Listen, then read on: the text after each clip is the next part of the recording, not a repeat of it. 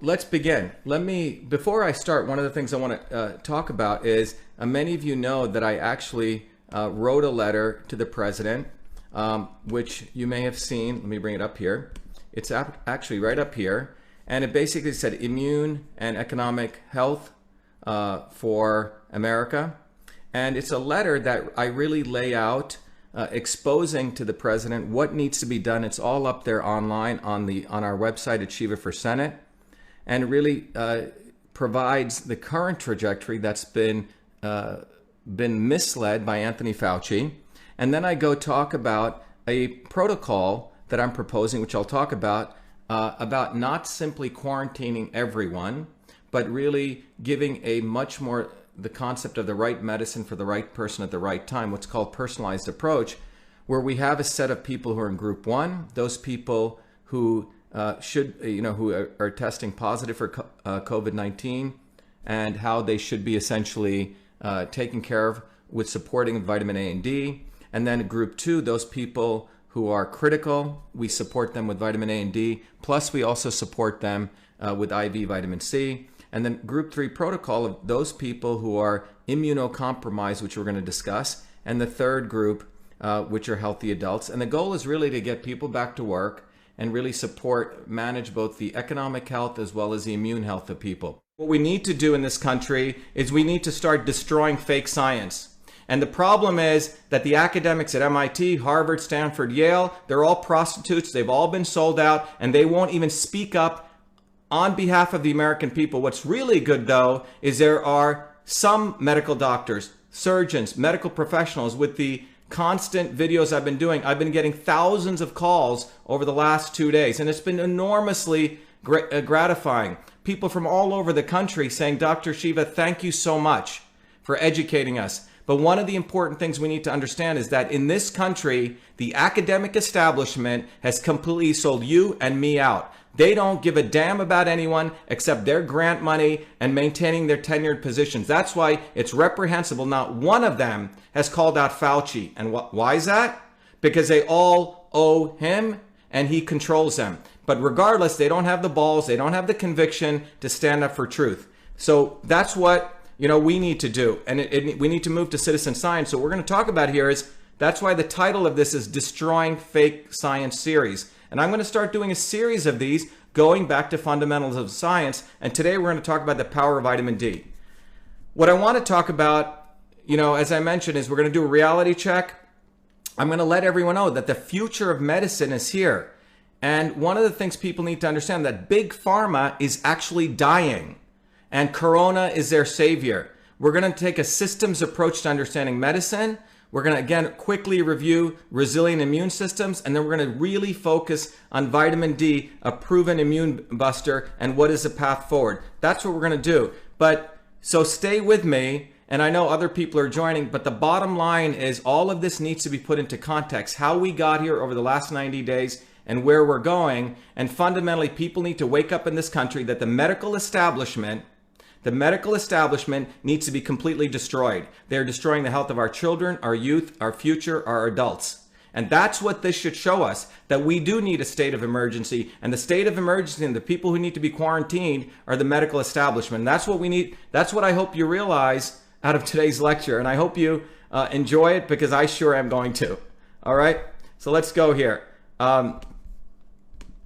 So let's start here. So I want to give you a little bit of context. Some of you may know on January 6th and January 13th of 2020, I was one of the activists, a scientist activist, who went down to New Jersey and to give a scientific position. And we really got everyone excited. I was the one who said, look, if you want to fight the medical establishment, you really need to build a grassroots movement. The misleaders of this movement, who were the legislative pieces from Bobby Kennedy to talking heads like Del Bigtree, they used to fly in, but they never wanted an uncontrolled movement from bottoms up. So one of the important things that took place on January 6th and January 13th was that there was a uncontrollable movement that came from bottoms up.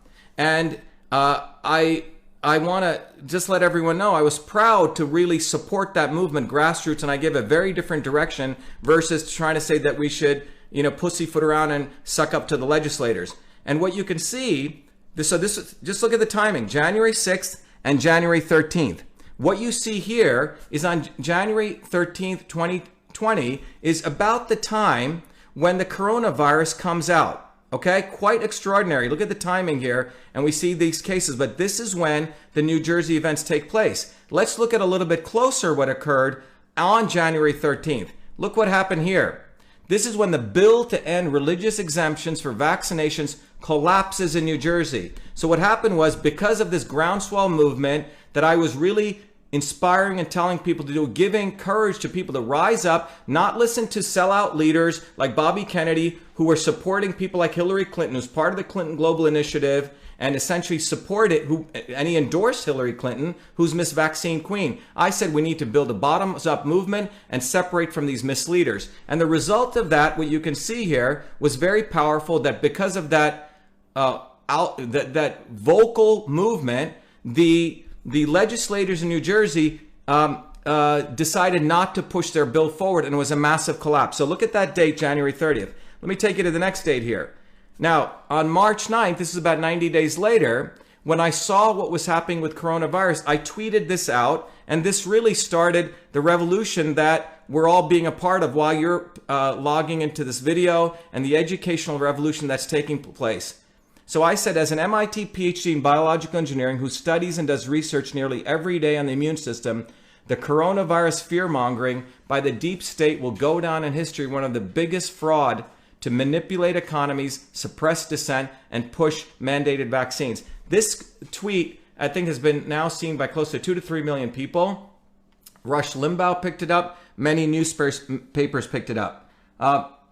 So that's one of the most important things that occurred. The next thing that occurred was other newspapers. I doubled down on Anthony Fauci, and I said that he's part of the deep state, and I slammed on him really hard. Now, to summarize, let's look at what's really happening when we look at the statistics here. What you see here is that when you do the coronavirus comparison, this is a reality. There are 68,440 cases. This is up about 2 days ago. And the deaths are 994. This is, and the mortality is 1.45, okay? And then what you see here is on the right side, you see the regular flu is 38,023,000 deaths and about 0.06% mortality. And you see the total deaths, 68,000 and 46,000 from total deaths from drugs and opioid deaths. Today, or 2 days ago, I think this is just today, one of the things that's happened is that Anthony Fauci now, okay, so listen to this guy, Anthony Fauci, who in my view should be indicted for all of the stuff he's done in misleading science, misleading presidents and the American people. After I've hammered him really hard, exposing him, now Fauci is admitting, and you have to wonder what the context of this is, he's now admitting that Fauci, coronavirus death rate likely very bad flu, considerably less than 1%. This is something that just came out, okay? Just, I think, 24 hours ago. So put that in context and then look at this. In context of that, this just came out today saying New Jersey lawmakers believe pandemic could lead to passage of vaccine bill. Okay? So what you've seen here is a full cycle. In a 90-day period, the people of New Jersey, the families rose up in a model where we said, let's go rise up, not pussyfoot around with these legislators who are never going to do enough. And because of that fear, the bill was killed in New Jersey. Coronavirus comes up. Now with the pandemic, the New Jersey lawmakers believe the pandemic, let me show it again here, could lead to the passage of the vaccine bill. So this is the context that I want everyone to see with what's been going on in the last 90 days, okay? Is basically an imposition of vaccine mandates, just as I predicted about a couple of weeks ago. So let's go on to understand this. But I really want to educate people. In addition to the science, we also need to understand the political science of what's going on. Otherwise, we're always going to be like deer with headlights in our eyes. We won't know why these guys are doing something. So you need to understand contextually, there's been massive rise of dissent in this country and to fight for medical freedom. Coronavirus comes, okay? And now New Jersey, by way of example, where there was a significant victory by a mass movement of people rising up, is going to use the pandemic to now impose the vaccine bill. And this is a small microcosm of what they want to do globally.